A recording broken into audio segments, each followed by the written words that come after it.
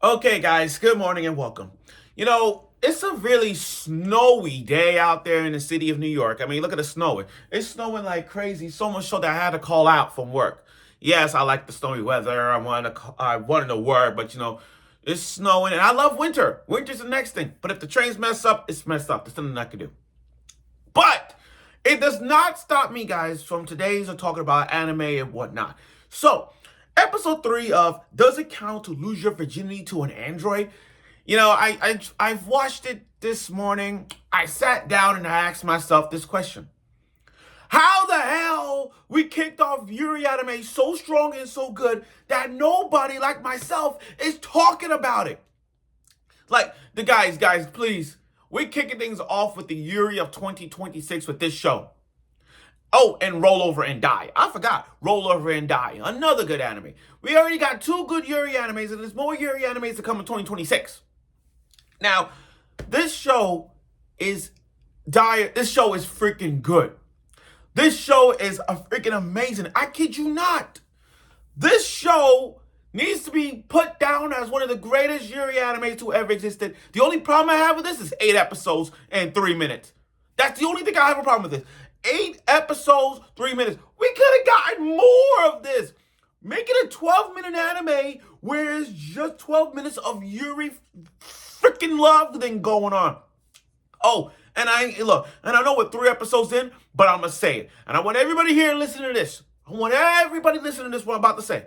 You ready? Akane and Nadeshiko, best couple of the year. Best couple. Look. Look, I know there's going to be a lot of couples coming out. I get it. This will be the best couple of this season. No pun intended. They are the best couple this season. And if we look at all the couples coming out this year, this couple will be like top 3 or top 5. Yeah, there could be some other couples going on, but here and there. Now, again, covering this episode for 3 minutes is easy because the theme about this episode is about charging QR codes. Things that you may like, okay, you understand. Let's be honest, guys. When you charge, okay, people find ways to charge phones, devices, anywhere they go. They use the portable batteries. They use USB cords to charge their controllers up to a PS5 or Xbox, etc., or use their block to charge a Switch or Switch 2. There are different ways to charge your devices. And in this case, it does. But what happens when there is no other way to charge your cords? Especially when you have an Android like her. See, shows like this is exactly why Nadeshiko's hotter than Android 18. I'm sorry. It gotta be said. So, without further ado, let's get right through the review of this show. And again, covering this episode in 3 minutes is quick and easy, just like they did in this one. Okay, so Akane wakes up and Nadeshiko is literally like dead. Not like dead, but like 0% dead on your phone. Like one of those 0% you haven't. It's one of those times when those things when you wake up and you forgot to charge your phone and your phone's at 10% and you gotta charge it, but then you gotta leave somewhere, you gotta like 20%. That's that. And talk about the fan service vibe all over again. Akane is just feeling the body of Nadeshiko up and down, trying to figure out how to turn her on, if you know what I mean. I mean, we have a cord. You can use this to plug in you down there, if you know what I mean. You can use it to plug it in, you know what I mean? You can use that, I'm just saying. But I digress from my point. Anyway, and like all devices, they have a QR code. Now, some spots on phones and tablets, etc., they have QR codes where you can scan a device and see how to turn on or off a thing. They even have QR codes in manual scripts. Like when you set up all the instruction manuals, they have QR codes when you scan it and they show you a video and steps or whatever to show you how to set up, how to get the system started. So Akane decides to use the QR code, and the QR code, ladies and gentlemen, was right under Nadeshiko's boobs.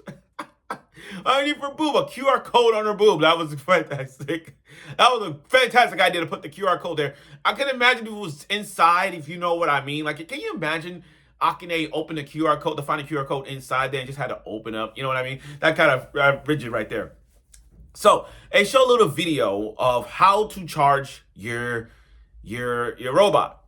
And the only way to charge it up is French kissing. And by French kissing, oh my God, the kissing was on.